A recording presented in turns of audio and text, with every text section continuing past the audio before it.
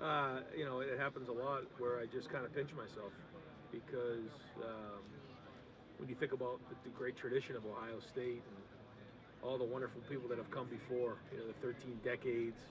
This year is the 100th year anniversary of Ohio Stadium, and walk down the Woody Hall or the Woody Hayes athletic hallway, and you see some of the great coaches that have come before, and Woody Hayes, and Earl Bruce, and Jim Tressel, Urban Meyer, John Cooper. You see the great players that have come before. It just, you have to really pinch yourself because it means a lot. And we talk to our team about that. We talk about that in recruiting, is that it's our job to hold up that standard.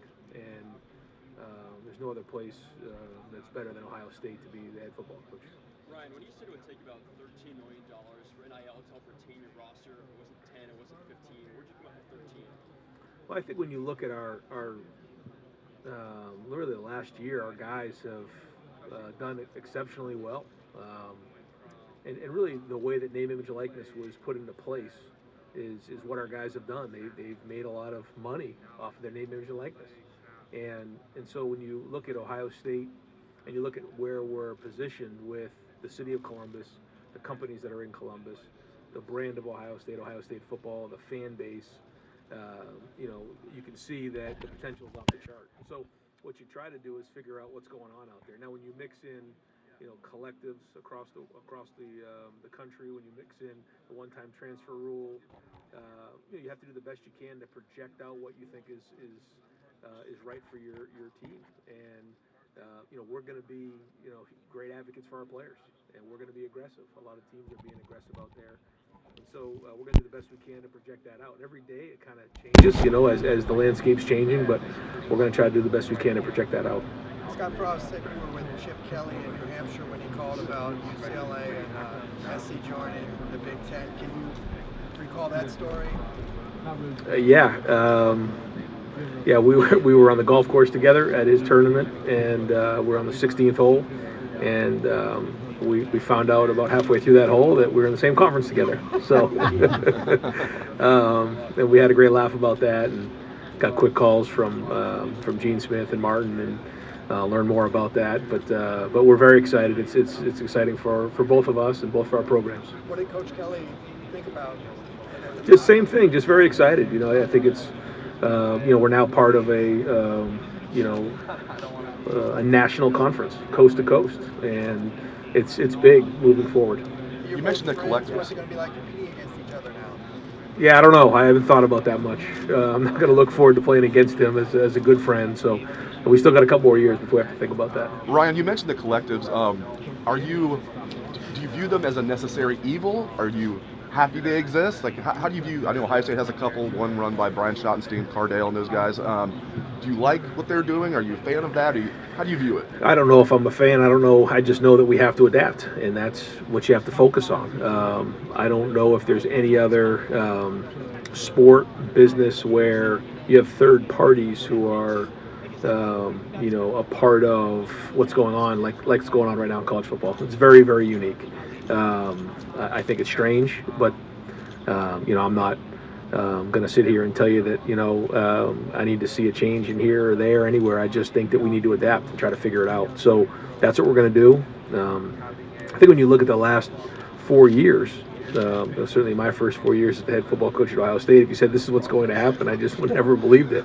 And so I think we've just come to the understanding that every year there's going to be a lot of change, and you can't sit there and throw your hands up and get frustrated. You have to be able to adapt, and right now, part of adapting are these collectives. Ryan, what was different about Michigan last year, facing them, compared to some of the other years that you've gone up against them? Say it one more time. What was different about facing Michigan last year compared to some of the other years you've gone up against them? Well, every year we have the same expectation. And the first goal is to beat the team up north and win the rivalry game, and that didn't happen. And so we had to sit on that for a calendar year, and that's not good. We don't want to have to go through that again. And so in the off season, we've tried to really make sure that the guys are reminded of that game, that the coaches are reminded of that game, everybody in the building's reminded of that game, but also know that we have to move forward. We can't let that game beat us twice, but it's something that we never want to have to go through again. Brian, there's been some talk NCAA may allow more than just a one-time transfer. What would you think of that? Yeah, I mean, I don't know. I just it's hard for me to think that guys can just kind of transfer whenever they want, as many times as they want. I really wish that there was some more structure in place. Again, when you think about all the other sports, all the other organizations, whether it's high school, whether it's college, whether it's professional, there really isn't any other situation where someone can just decide to leave at any point. And so I think that, again, creates a lot of hard feelings. And as we move forward, whether it's the NIL world or this transfer world, I just think there needs to be more structure involved. And whether it's at least a 2-year commitment or something along the lines. And again, that's over my pay grade. I got to worry about trying to beat Notre Dame and get my team ready. But it's certainly something that I think we got to look at and come up with a solution for. There have been so many changes just in the time that you've Right. been head coach. And I'm not saying you regret your decision, but if you knew now what you knew then what you know now. I do it all over again. Yeah, I do it all over again. I just think that's the job, and I've come to accept that. But it doesn't make it easy. Doesn't mean there's not nights where you don't sleep very well because you don't know what's coming. But I think that's the part where, as you look forward, you really don't know what's coming tomorrow. You can plan for the future, but just try to do a great job with right now, and just try to maximize the day and do the best you can and do what's best for the program at the time. Defensively, can you elaborate on your comment about the goal being a top 10 defense? And do you see parallels with 2019, your first year? I hope so. Yeah. Yeah, go ahead. I hope so. I think when you look at that team, every team's different, so you can't really compare. But I think what you're getting at is you had a team that was kind of had some really good young talent that got experience the year before, kind of a new style and system of defense coming in that year. You're kind of seeing those two things come together. Now we got to go put it on the field, but that the expectation is a top 10 offense every year, and the expectation of a top 10 defense. We did that year, and we had a strong team. So I think when you combine those two things, if we can build on it, then that should be our expectation every year. What in your eyes is the most critical thing to open the door for that to happen? Say it again. I'm sorry. What's most critical at this point to having a top 10? Yeah, you got to stop the run. You got to stop the run, and certainly there's a couple games last year that didn't get done, and we got to do that. So a lot of that has to do with technique, a lot has to do with scheme, a lot has to do with toughness, and I think the scheme that's being put in place, the mentality that's being put into place, but again, also having another year of experience with some of these guys who maybe didn't play as much, the year before. They now are all coming back, whether it's second-year guys, third-year guys, or fourth-year guys. Going into last year, when you look at that Minnesota game, they didn't have a lot of game experience. Now going into this game, it's a whole new feel. I mean, the quarterback had never thrown a college pass. You look at all the guys all of our linebackers, I don't think they had one college start ever. Because you lost Pete, you lost Tuff, you lost Barron, and then you lost Justin Hilliard that were coming off of last year. So there was so many young guys going into that season, and it showed. It showed. But hopefully all of that can now pay dividends this season. As you watched it this spring, the defense, were you sitting there at any time going, yeah, that's what I want? Yeah. When you hired Jim Knowles, Yeah. Remember those moments? Yeah. And the ones that offhand is just, a bunch of guys running the ball and blowing up play in the backfield with about 10 guys jumping up and down all over each other with great energy, great passion, great confidence, talking, and that's what you want. Guys playing tough with great pad level, knocking the heck out of people. I mean, that's what defensive football, should look like. And we saw some of that this spring, and I think our defense has been edgy, and that's the way they should be. Ryan, what did you know of Jim Knowles before last season? Because that was like a career year for him. I knew of him back when he was at Cornell. I followed him when he was at Duke, and then obviously watched him when I was at Oklahoma State. And this is somebody that has answers. He's been around it. As he says, he's put in his 10,000 hours, and that's good. And plus, he has some head coaching experience. He's able to run the entire defense. And that's important in our structure. The way that we have it designed right now at Ohio State is to have a head coach of the defense, and that's what he's doing. And when that thing's rolling right, we had that like in 19 we talked about, that was about as efficient as it could get. And so, I think Jim brought that to the table, and so far, so good. Do you need to see that, I don't know, this improvement in the defense maybe help you on a recruiting trail when you can not does it sell the idea of guys coming in and improving a defense, being a part of something that's already rolling? Yeah, I think when you change the defense as drastically as we have, a lot of people want to see what this is going to look like, and it's not reinventing the game. So there's still a lot of things that this is what we're going to do, and I think it's pretty easy to see for recruits to see, how we're going to run it based on Jim's past and some of the guys in that room, and Perry and Tim and Larry, because a part of it is development too, not just the scheme, but the development. So, the recruits have been excited about that, but I also think they're excited to see what this is going to look like. Ryan, you guys I know you can't talk about the specific word. There have been a few high-profile defensive prospects in the last week or so that you guys were seemingly in a good position for that didn't land. And I'm wondering if any part of that might be that they need to see some proof of concept from this defense before they're really able to buy in to what you guys are selling. No, I think our recruiting class is strong. We're still, the goal is always to be top 10 in the country, or top 5 in the country in recruiting class, and I think we will be this year. We'll see how it plays out, but I think our defensive guys have done a really good job recruiting. They're hustling like crazy and really working at it. But I'm sure those guys do want to see that. But I also think that they understand that we got some really good guys. It's about development. When it's Larry Johnson up front developing the D line, or what Tim Walton's done in the NFL and being a former Buckeye. He's worked with some of the best corners in the country. And Coach Eliano, what he did with the guys at Cincinnati last year. So a big part of it is that, and obviously Jim's background. But I do think guys are excited to see what this looks like, and I think when they see the energy and a bunch of guys flying around like that, it's going to be a much easier sell. Is stability any part of that too? That it's a program that's had, I think, 4 coordinators in 5 years, and there's been multiple defensive assistants over that time too. And I know you want your staff to be stable, but you need to project that to recruits as well to, I guess, have that be more consistent recruiting on that side. I think that was why it was big. We had some carryover in the last couple of years with our staff, and thought long and hard about the changes that were made, because, like you said, going into this year, are we going to make a hard change and really make a change philosophically? Because there's some things that come with that, and just decided that was the right thing to do. And I'm excited about it. I think it's the right thing to do. I think we've recruited well. I think we have a really talented defense, and that's the goal. And so it's a long way to signing day, and we'll keep battling at this thing, and keep working through the fall. But I think we'll end up signing a really good defensive class. At linebacker, do you expect that Tommy and Steele will be kind of the two main guys? I know there's a lot of guys in the mix. I think you guys have like 9 scholarship linebackers, but do you expect Tommy and Steele to kind of be at the front of the list, so to speak? Yeah, they'll be right there, and Cody will be right there. We got a bunch of guys there that I think are going to fight for some time. But that's a competition going to the preseason that'll be fun to watch. Cody had the shoulder, so it'll be fun to see him kind of play. I thought Tommy really played well in the spring, and so C.J. Hicks did a nice job. Actually, Chip coming in and making the transition to linebacker was great. So we got some guys in there, and it was good to get EA back and kind of see how he can help us.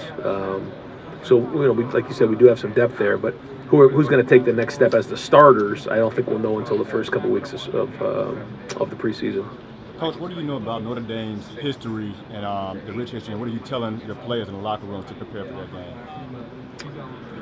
Well, they're already preparing now.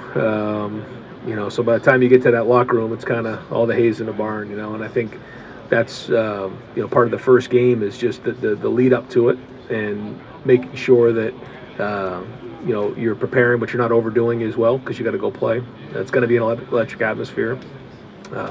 Notre Dame has unbelievable tradition, just unbelievable players and coaches that have come before. And somebody asked me, like, who has a better tradition? And they're not, one's not better than the other. It's just two different traditions, but it's exciting. I think a lot of people are very excited to see that game in the Horseshoe. And as far as the quarterback battle that they're going through right now, how are you preparing defensively for that quarterback duo right now? Yeah, so we're looking at both of those guys and their skill sets and trying to project out what that would look like when they're on the field, and just try to have contingency plans in place. Ryan, could you put in some context how much time or mental energy you spend on things that aren't directly related to football and the well-being of your players, whether it's thinking about NIL or the transfer portal or anything else? How much time does that take up? Probably 80 to 85% of the time. Yeah. So, as we see college football changing, could we, and I know Mark Pantoni, you talk about how important he is for the recruiting operation, but could we see college football teams have something more like a general manager or something where there's somebody who deals with roster structure and all the business side of things, and the football coach really coaches football and makes sure his players are okay? Could we evolve to that? Yeah, and we actually we named Mark Pantoni the general manager this year. For that very reason, to try to start to go down that road, because we do see it very much like that. We're not there right now, but it very well could be headed that way, and so we're trying to structure ourselves that way. We've hired some guys to really, specifically, their job is to study the portal and what's out there. So just like in the NFL, they have a pro scouting department and a college scouting department.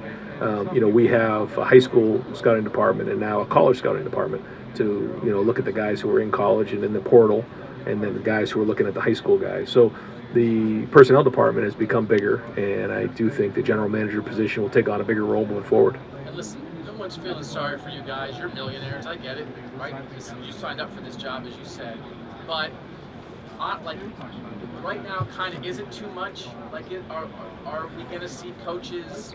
I don't know if burnout's the right word, but just with all the things that are happening in college football, is it a lot for coaches to have to deal with? I just think that the constant change is what's probably takes a lot of our time and thought, is because you're maybe not sure of what's going to happen next or what this means, or trying to adapt to the new rules. And so trying to figure that out. I mean, if we can somehow calm it all down and calm the change down, then that would certainly make our lives a lot easier and take a lot less of our time. But anytime something changes, there's a ripple effect, and there's a cause and effect to all that.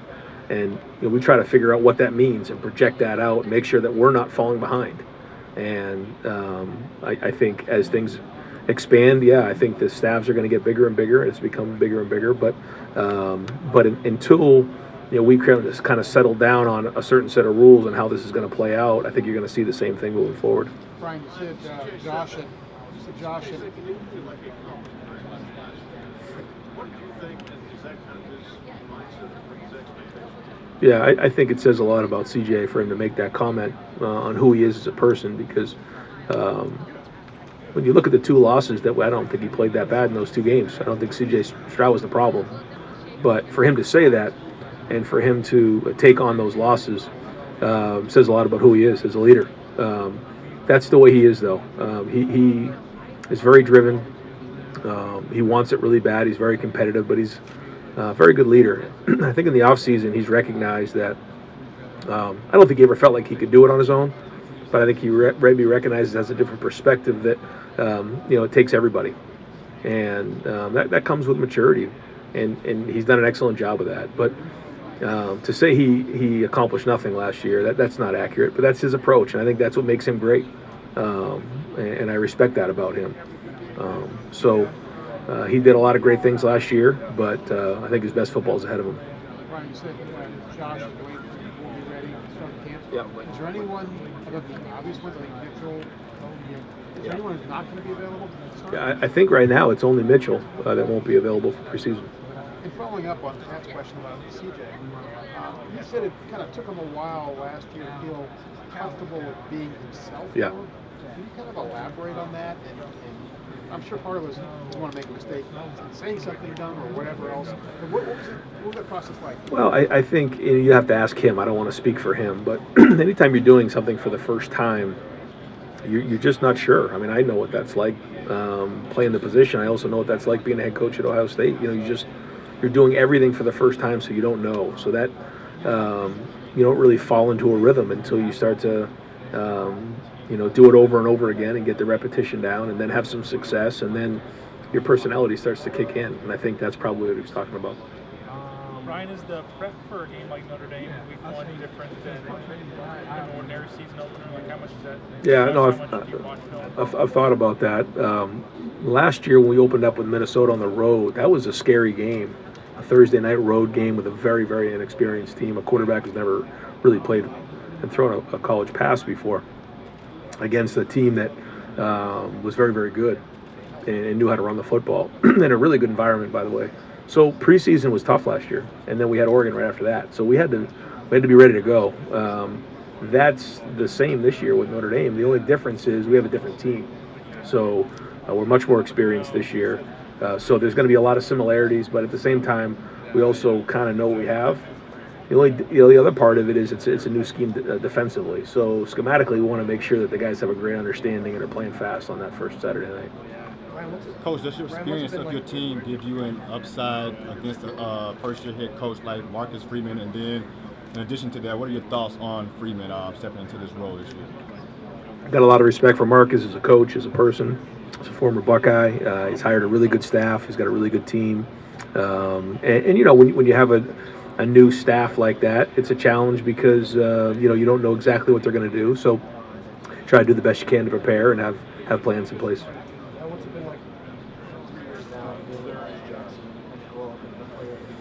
Yeah, Jackson is a special player. He has just a unique skill of changing direction, of short area quickness, of setting up receivers, or setting up DBs, ball skills. His spatial awareness is off the charts, and he's tough, and he's competitive.